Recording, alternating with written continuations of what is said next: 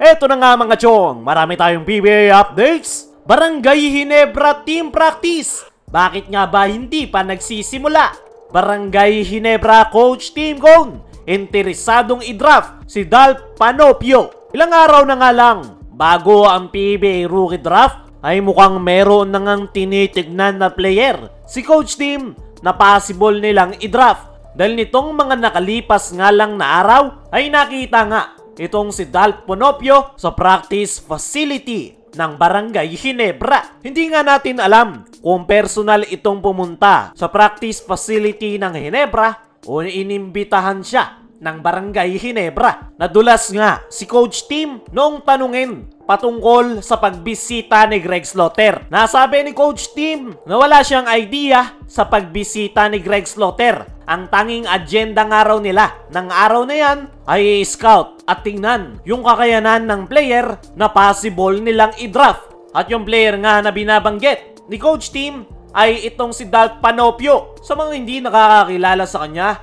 ay isa itong Phil Italian guard from Europe. Nakapaglaro ito sa Italy Youth Leagues at collegiate basketball sa US, kung saan napakaganda ng kanyang ipinakita. Pinangunahan niya sa international stage ang Batang Gilas last FIBA World Cup at kilala ito bilang court general. Mataas ang basketball IQ at may kakayanan sa both ends of the floor. Kaya naman, hindi nakataka-taka na nagkaka-interes si Coach Team dito kay Dalp Panopio dahil mahilig nga si Coach Team Cone sa isang gwardya na mataas ang basketball IQ dahil babagay nga ito sa kanyang sistema na triangle offense. Kaya sakali na ma-draft ito ng Barangay Ginebra ay ito yung papalit sa iniwanang pwesto ni L.A. Tenorio. Pero depende nga yan dahil possible na hindi na ito umabot sa Barangay Ginebra na mayroong 11th pick. Pero kung gugustuhin, pwede yang magawa ng paraan ng Barangay Ginebra. Pwede silang makipag-trade kung talagang interesado sila kay Dalp Panopio. Hindi natin alam kung bakit talagang interesado si Coach Team kay Dalp Panopio para personal pa nitong i-scout ang nasabing player sa kanilang practice facility. Dahil dyan, mix ang naging reaksyon ng mga Barangay Ginebra fans.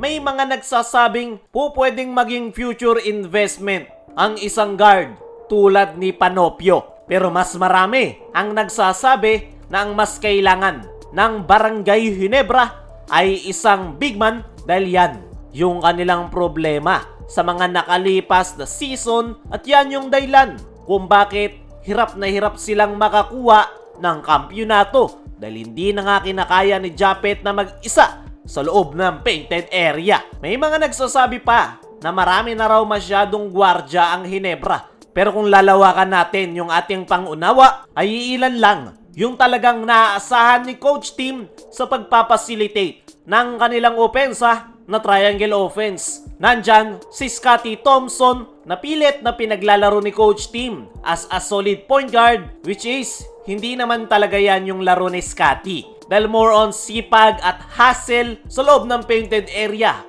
yung kanyang laro. Meron ring RJ Abarrientos pero mas effective si RJ as a scorer. So matotal, walang solid point guard ang Ginebra na dating trabaho noon ni L.A. Tenorio. At yan, yung possible na dahilan kung bakit nagkaka-interes si Coach Team dito kay Dalp Panopio at planong i-draft sa paparting na PBA Rookie Draft. Pero kung ako ang tatanungin mga chong, ay nakakatawid pa rin naman ang Ginebra ng si Scotty ang kanilang point guard. Mas maganda kung high priority nila ang pagkuha ng bagong big man dahil yan yung kanilang main problem bago sila kumuha ng isang solid point guard. Kaya mga chong, ano ang masasabi nyo na interesado si Coach Team na i-draft si Dalp Panopio?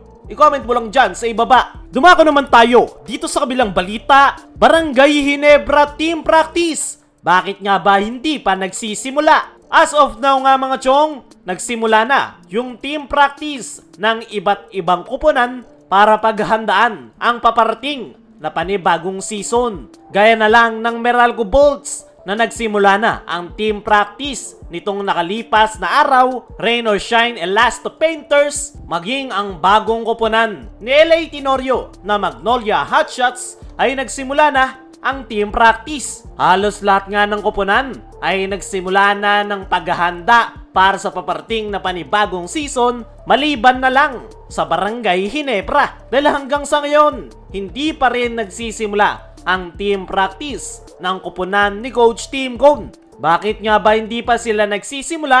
Ano nga ba ang nangyari? Ayon nga sa mga source, ay binibigyan pa ni Coach Tim ng panahon yung kanyang mga players para magbakasyon at magpahinga, lalong-lalo na yung mga players niya na naglaro sa Gilas, Pilipinas. Ang focus nga ngayon ni Coach Tim ay solusyonan yung kanilang problema at humanap ng player sa PBA Rookie Draft na susolusyon sa kanilang problema. Pero wag nga raw mag-alala yung mga Barangay Ginebra fans dahil sa mga susunod na linggo ay magsisimula na ang team practice ng Barangay Ginebra. Talagang gusto lang ni Coach Tim na pagpahingahin yung kanyang mga players para na rin makaiwas sa mga possible injury. At para sa akin mga chong, tama yung ginagawa na yan ni Coach Tim dahil kapag sobrang bugbog yung mga players sa practice, ay possible na mas lumala pa yung kanilang problema dahil sa injury. Kaya mga chong, ano ang masasabi nyo